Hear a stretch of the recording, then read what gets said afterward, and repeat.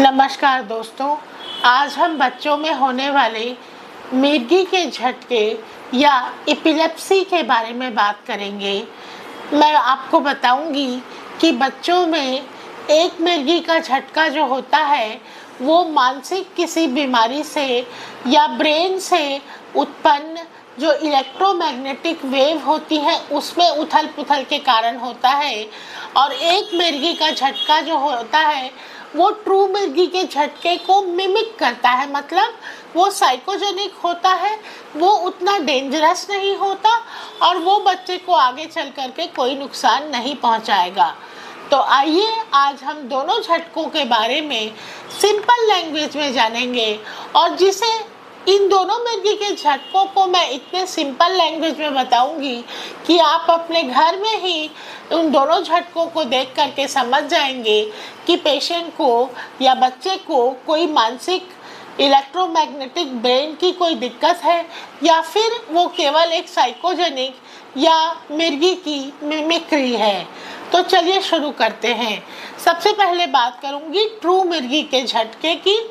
True मिर्गी का झटका या ट्रू एपिलेप्टिकल अटैक बच्चों को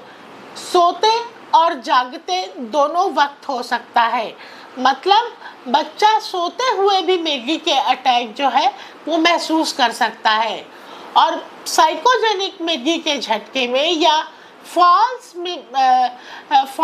मिर्गी के झटके में बच्चा केवल जागते हुए ही उसको ऐसे एपिलेप्टिकल अटैक्स आएंगे, जबकि ट्रू मिर्गी का झटका फिर से बता रही हूँ कि सोते हुए भी बच्चे को झटके आ सकते हैं।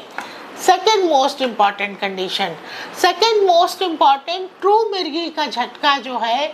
उसमें इंजरी हो सकती है पेशेंट को, मतलब वो अपने जीभ हो सकता है कि काट ले, टंग बाइट जिसे हम कहते हैं, टंग बाइट, या फिर मुंह से झाग आना, मुंह से झाग आना और टंग बाइट जो है वो ट्रू मिर्गी के झटके में देखने को मिलता है, जबकि साइकोजेनिक मिर्गी के झटके में कभी भी मुंह से झाग नहीं आता और टंग बाइट नहीं होती। Third most important condition, true मिर्गी के झटके में पेशेंट की आँख, बच्चे की आँख खुली रह सकती है, जबकि फॉल्स मिर्गी के झटके में आप देखेंगे कि बच्चा बहुत जोर से, बहुत प्रेशर से अपनी आँखें बंद किया हुआ है। एक और लक्षण जो बहुत इम्पॉर्टेंट है कि बच्चा कहीं पर भी हो उसको इंजरी हो सकती है, वो कहीं पे भी परिस्थिति को ना देखते हुए कि नदी है, नाला है या पहाड़ है या रोड में चल रहा है, उसको कभी भी किसी भी टाइम झटके आ सकते हैं। लेकिन जो साइकोजेनिक या मिमिक्री का जो अटैक है, एपिलेप्सी के मिमिक्री है या फॉल्स